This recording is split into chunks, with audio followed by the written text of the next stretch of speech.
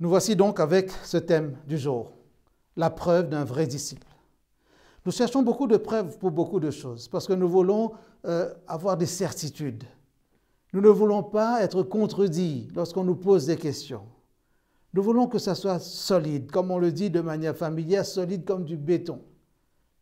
Est-ce que Dieu veut la même chose lorsqu'il regarde ses enfants sur cette planète? Dieu veut certainement que nous donnions la preuve que nous sommes de vrais disciples. Jésus a fait comprendre que notre comportement sera notre meilleur témoignage. Et la première chose qui ressort de la réflexion de ce jour, c'est que l'amour est la première preuve que nous sommes de vrais disciples. Jésus lui-même l'a dit aux premiers disciples. Si vous vous aimez les uns les autres, c'est à ceci qu'on reconnaîtra que vous êtes mes disciples. Mes vrais disciples. C'est presque redondant de dire des vrais disciples. C'est presque un pléonasme, parce que si on est disciple, on est nécessairement vrai. Mais est-ce qu'on pourrait être disciple d'un maître qui ne nous emmène pas dans l'éternité? Moi, je veux être disciple de Jésus. Et je veux aimer ce Seigneur. J'entends résonner une parole, un commandement qui vient du livre du Deutéronome, chapitre 6, verset 5. Juste au verset 4, vous m'entendez souvent citer ce texte. Au verset 4, il est dit « Écoute Israël, l'Éternel, notre Seigneur, est le seul éternel. » Et juste après, au verset 5, il est dit « Tu aimeras le Seigneur ton Dieu de tout ton cœur, de toute ton âme, de toute ta force et de toute ta pensée. » Vous connaissez cette phrase. Mais retenez ce verbe « aimer ». Le premier verbe qui vient exprimer, consolider, conforter, promouvoir la foi, c'est le verbe « aimer ». Et le premier signal que nous envoyons au monde que nous sommes de vrais disciples, c'est notre capacité de nous aimer les uns les autres et d'aimer aussi nos semblables, d'aimer même nos ennemis, selon l'ordre de Jésus. Alors, êtes-vous prêts à relever ce défi? Est-ce que vous avez compris cela pendant la semaine? Parce qu'aujourd'hui, nous devons prendre des résolutions. La deuxième chose sur laquelle notre attention est attirée aujourd'hui, c'est être prêt à vaincre Satan, à vaincre l'ennemi, à résister au diable, à ne pas lui donner la moindre parcelle de notre vie, même pas 1 centimètre carré. Pas de compromission avec lui. Nous n'allons pas négocier avec lui, parce que notre vie appartient au Seigneur.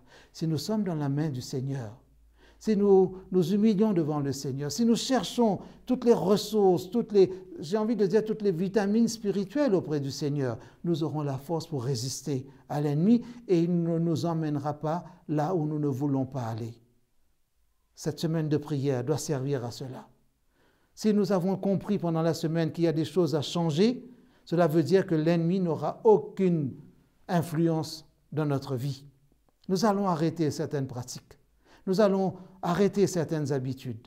Nous allons arrêter certaines conversations.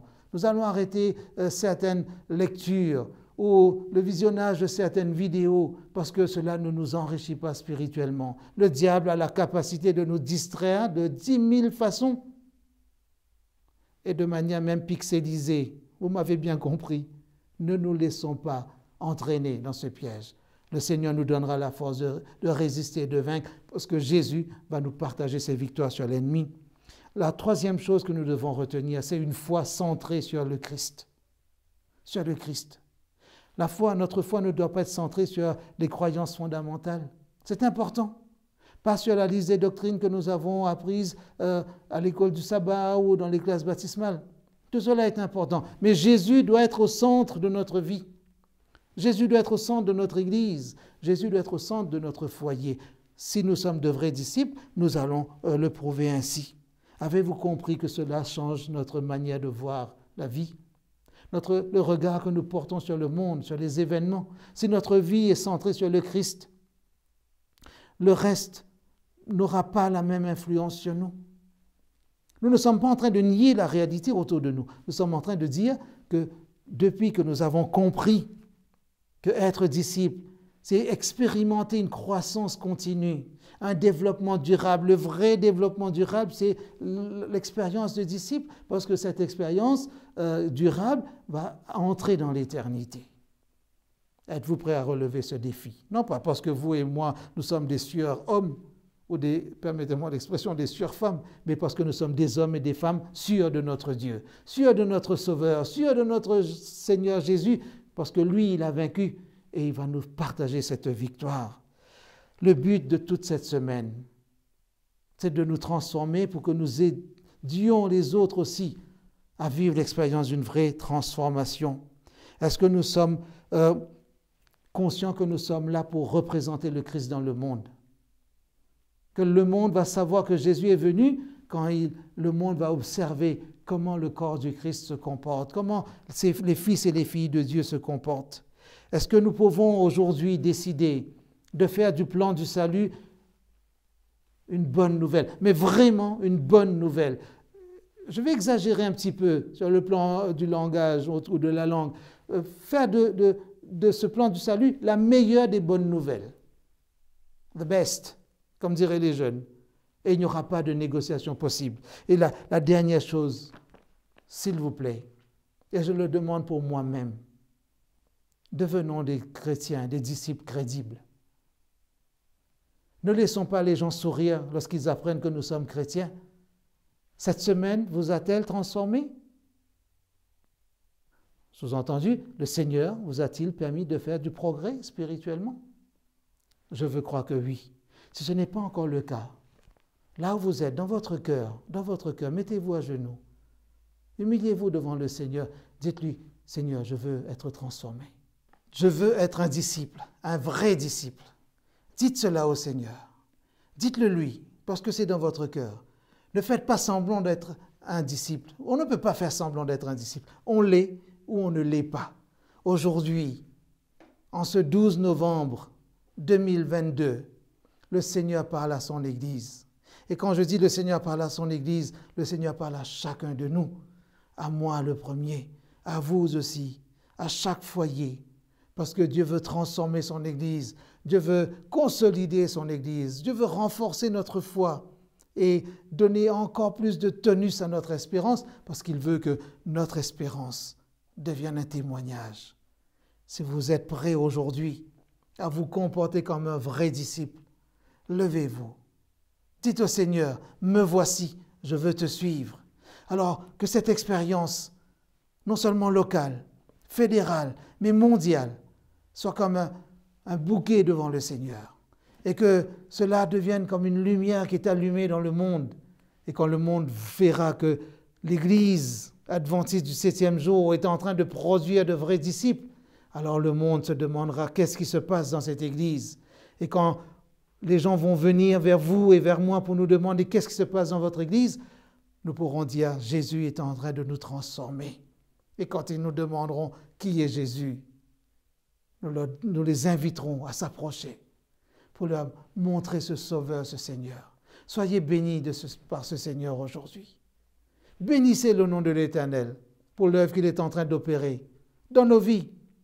Il nous a parlé cette semaine pour que nous laissions tomber tout ce qui n'est pas de lui, parce que de vrais disciples sont des disciples fidèles, des enfants, des fils et des filles qui veulent honorer leur Père Céleste, alors que le nom du Père Céleste soit honoré par l'Église, pour que résonne dans le monde entier, d'une forte voix, la bonne nouvelle du salut, que ce soit pour la gloire de Dieu, pour votre bien-être spirituel, mais surtout pour le salut de tous ceux qui sont encore désireux de trouver le vrai sens à leur vie. Que le Seigneur vous bénisse. Amen. Je vous invite à prier avec moi, pour que nous puissions nous consacrer au Seigneur. Encore une fois, décidez maintenant de ce qui n'est pas compatible dans votre relation de disciple avec le Seigneur. Prenez la décision de vous en débarrasser. Si vous n'êtes pas assez courageux, demandez au Seigneur de renouveler votre courage, de vous donner la force, mais surtout l'humilité de dépendre du Saint-Esprit pour cela. Prions ensemble. Père Céleste, tu nous as fait comprendre pendant cette semaine que être disciple, c'est expérimenter une croissance continue. Nous voulons continuer à apprendre de toi, à laisser le Saint-Esprit nous instruire, nous éduquer, nous corriger même s'il le faut, nous aider à faire demi-tour si nous étions dans la mauvaise direction. Nous voulons nous repentir, te confesser nos péchés. Nous voulons vraiment que tu nous aides à abandonner tout ce qui n'est pas de toi, pour nous comporter comme de vrais disciples, pour être de vrais disciples, pour être ta véritable Église, pour être réellement tes fils et tes filles, et que cela soit la plus belle des prédications, le plus beau des sermons, le plus beau des témoignages, et que chaque disciple devienne une source de bénédiction pour autrui, et que chacun de nous continue à faire des disciples pour la gloire de ton Saint-Nom. Merci pour l'œuvre de progrès que tu as faite dans notre vie pendant cette semaine. Merci pour tous ces témoignages de transformation que nous avons entendus au cours de la semaine. Merci de poursuivre cette œuvre jusqu'au jour de la rédemption et en attendant que le Seigneur revienne, que nous ayons toujours du zèle pour partager la bonne nouvelle du salut et que quelqu'un, quelque part, l'entende et glorifie ton Saint-Nom en disant « J'ai découvert un Sauveur et un Seigneur en Jésus ». Que ton nom soit béni, que l'Église soit bénie et que de nos cœurs monte aussi ce chant de reconnaissance pour la gloire de ton Saint-Nom. Je t'ai prié au nom de Jésus. Amen.